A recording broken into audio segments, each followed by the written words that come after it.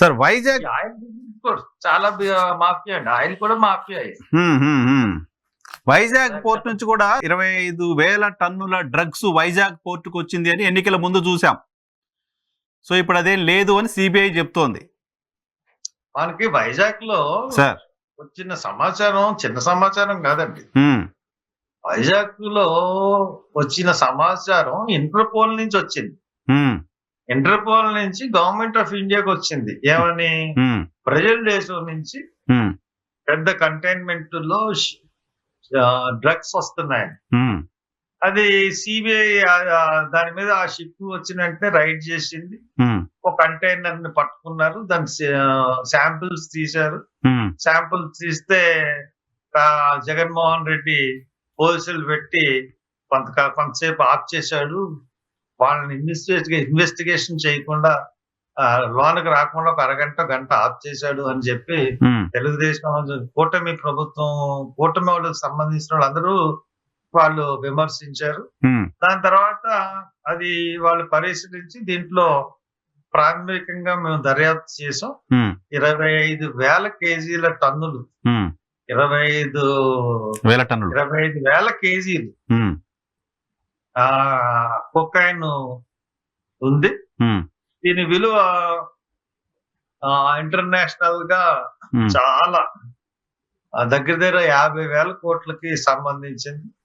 కాబట్టి ఇది అని చెప్పేసి ప్రెస్ మీట్ పెట్టి సిబిఐ వాళ్ళు ప్రెస్ రిలీజ్ చేశారు. అవును, ఎవరు కాదు, సిబిఐ వాళ్ళే ప్రెస్ మీట్ పెట్టారు. ఎంత దొరికింది, దీని వాల్యూ ఎంత, 50,000 కోట్లు అని చెప్పేసి సిబిఐ వాళ్ళు ప్రెస్ మీట్ పెట్టారు.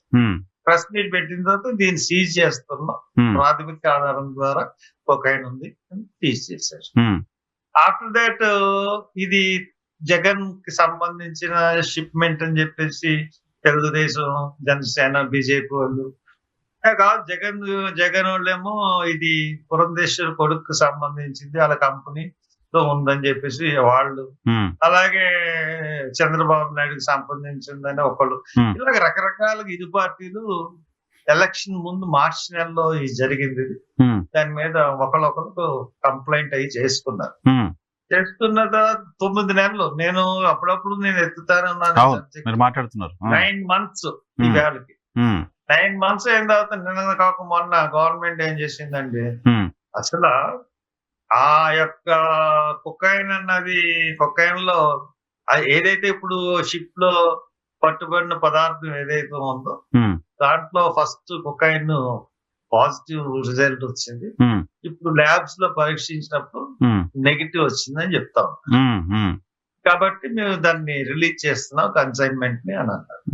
అంటే నాకు తెలియకొస్తాను, ఒకసారి పాజిటివ్ వచ్చిన తర్వాత కొకైన్ గవర్నమెంట్ ఏ రకంగా నెగిటివ్ అని చెప్పగలదండి. ఒక మనిషిలో కొకైన్ ఎక్కినప్పుడే ఒక 6 నెలల వరకు ఆ కొకైన్ ఆనవాళ్ళు దొరుకుతాయంటారు.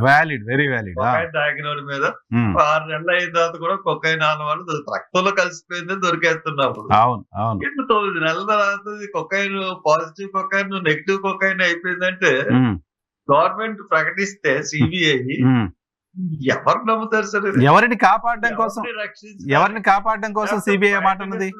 ప్రైమ్ మినిస్టర్ కి సంబంధం ఉందా ఈ కేసులో? అదానికి సంబంధం ఉందా? వీళ్ళే ఆ కొకైన్ మొత్తం మార్చేసి వీళ్ళ గవర్నమెంట్ ఆధీనంలో ఉంది కాబట్టి వీళ్ళు ఎక్కడికైనా దాన్ని తరలిచ్చేసి ఒక దీని పవర్ లేని అన్ని పెట్టారా ఏంటి అన్నది ఇంకా టెంటది. ఇది ఒక రాజుగారి పరిపాలనలో మనం ఉన్నాం, చక్రవర్తి పరిపాలనలో.